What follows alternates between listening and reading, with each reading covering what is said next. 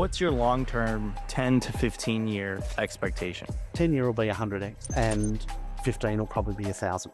1,000 Yep. in today's purchasing power? Like today's dollar Yes. purchasing power? Yeah, and the market cap of Bitcoin's going to go through the roof. Then Bitcoin would be $14 billion a coin. And I say that with a straight face thinking, well, that seems fair. There's going to be a demonetization of the real estate sector. There's going to be a demonetization of the stock market, but that's going to put upward pressure on the price of Bitcoin. And so we're going to get less and less Bitcoin trading on a daily basis. And the market cap of Bitcoin is going to go through the roof. And price is determined at the margin. So we might only have, and this is, the end conclusion I get to is we're going to have whatever's minted on the day. At the moment, it's roughly 450 coins. And whatever the global trade is on the day is going to have to be facilitated by whatever's minted on the day, because everyone else has locked their coins up, stored it, and is not spending them. And if that were the case, we'd have, if that sum was done today and that's how we were living, then Bitcoin would be $14 billion a coin. And I say that with a straight face thinking, well, that seems fair.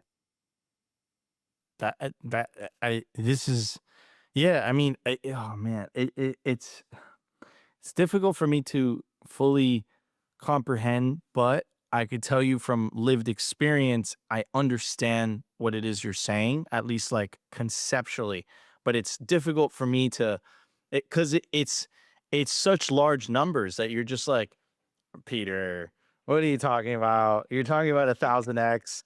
Like, shut up, man. Like, that's crazy. I That's sincerely nuts. believe that. I think we do have 1,000x in front of us, and we're going to have it in definitely less than 20 years.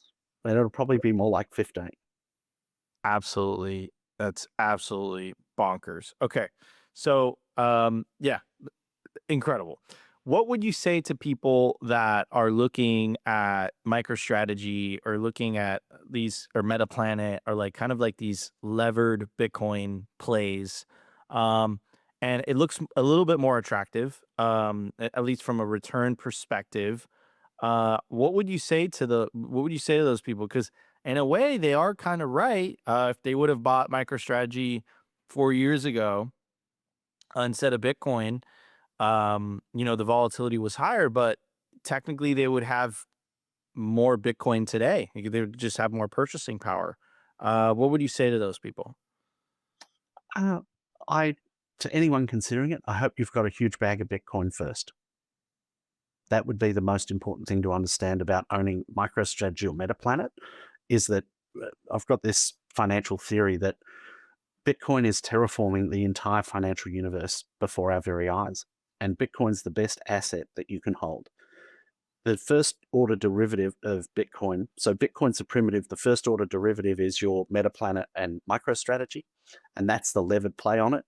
Then you've got the derivative of the derivative being the convertible bonds and notes, and the derivative of the derivative is the income funds that we've talked or seen and looked at, the MSTY, which is basically an income fund that generates option income based on the volatility of MicroStrategy. And I think if you don't understand Bitcoin and the primitive, which is Bitcoin, then owning MicroStrategy and MetaPlanet is not going to be good for your health, because you're not going to understand what's happening in the market when you have those wild swings up and down. If you're a Bitcoiner and want to dabble in that, hey, you do you. But on a risk-adjusted basis, long-term, I believe Bitcoin will be the best asset to hold through time. And there are going to be things that you can do with Bitcoin that you just can't do with MetaPlanet or MicroStrategy. To me, I would try and have as much of my wealth in Bitcoin as possible, and then have, if you do need to scratch that itch, have a small component in MetaPlanet and MicroStrategy. Because in the up market, it's going to be great, but the down market's going to be vicious.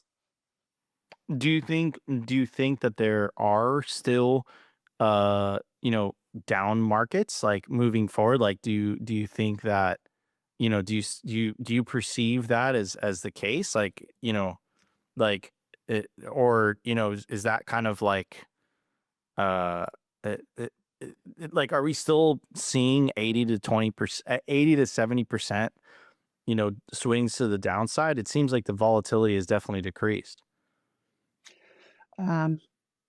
We thought that last cycle too, and we saw a 78% drop. Like, so, we say that, oh, it's no longer dropping 80%, it's 78. Oh, well, you know what? Theoretically, yes, but then large players with money printers come in and they can buy and sell and they can whipsaw this market around. And arguably the best chart to see the future of what's going to happen with Bitcoin is having a look at that 1920s Weimar v gold chart and having a look at the volatility that gold went through in that. And I look at that and think, that's probably our next decade, because the amount of money coming to Bitcoin is going to be enormous. And the fact that people with money printers are now buying it and they can sell it and they can whip this thing around because there's so little supply on the market is going to be really detrimental to people who aren't committed to the decision and holding on a long-term basis. But that's the beauty of Bitcoin. It teaches you to be patient. But I'm not so certain that we're going to see decreased volatility through time, because big players will be able to throw the market around much, in a way that we haven't seen before. And okay, so this is I love having you on, Peter. You're giving me different perspectives on all these different things. Okay, so cycles not done. The 70-80% drawdowns are not done. Bitcoin's best days ahead of us. Completely minimum 100x next 10-15 years. On the upside 1000x. I can't comprehend that, but I believe you. And what about the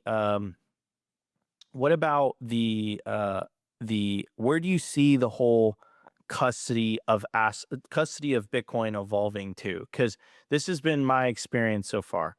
Someone like me, someone who's, like, to be frank, like a nerd, and like I love Bitcoin and love tinkering with these self-custody setups and all that stuff. I could, buy a cold card, and I could download Sparrow, and I could download, Electrum, and I know how to set up a multi-sig, by myself. It's not a problem. But I've been, doing this for 9 years now, and what I've noticed is that doesn't seem to be the case with everybody, especially kind of older people, and to use your reference or your analogy better, that have spent the majority of their lives in the fiat matrix. So they're used to outsourcing the personal responsibility of the custody of their wealth to a bank. The idea of self-custody is radical. And I think that the Bitcoin experiment, it requires an element of the percentage of users taking self-custody of their coins. So where do you see that moving forward? Do you see kind of more collaborative custody solutions? Like, what do you tell a high net worth individual that, they've made their money, they have their account on the Schwab account, they have their account, they have their portfolio. What do you tell them about self-custody? Like, what's your pitch? I think self-custody comes down to maintaining optionality through time. And when you are in an ETF or not self-custodying, you're subject to the whims and regulations of whatever jurisdiction you're holding that in. And to me, I want all my clients to have maximum optionality through time and maximum peace of mind. And so what we do with self-custody is a trade-off. It's not a pure play, like, say, you would have your setup, but it is a way to get high net worth clients to put more capital into this structure or into self-custody Bitcoin than they would otherwise feel comfortable with. And this is where, for me, I think the future is self-custody Bitcoin, because if you self-custody Bitcoin, you are actually going to broaden your options dramatically through time. And let me give you a big example of what's coming down the pike. The repeal of SAB 121 is arguably the biggest thing that I've seen in the last 18 months with respect to Bitcoin and the viability of it from a banking perspective.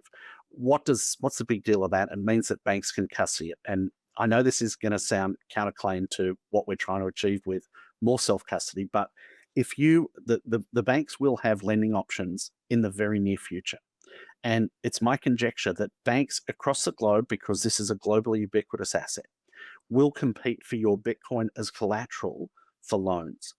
And so I believe we are going to have banks somewhere in the world at some point in time actually paying you as a Bitcoiner to borrow money from them.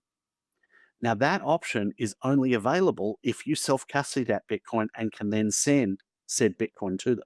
But if you're holding a MicroStrategy, a Metaplanet, or an ETF, you're subject and bound to the rules of the margin lending in that jurisdiction. And margin lending, last time I checked, is running at an interest rate on margin loans of roughly between 7 to 10%. Now, if you self-custody your Bitcoin, you'll be able to pretty soon go to Japan and go to a retail bank there and say, hey, you've got a rate at 1.5% from the central bank. Can you give us a loan at 2%? And there'll be hundreds of banks in Japan who'll say, we'll give you that rate at 2%. Now, all of a sudden, you've created a 6 to 8% arbitrage on the cost of your capital.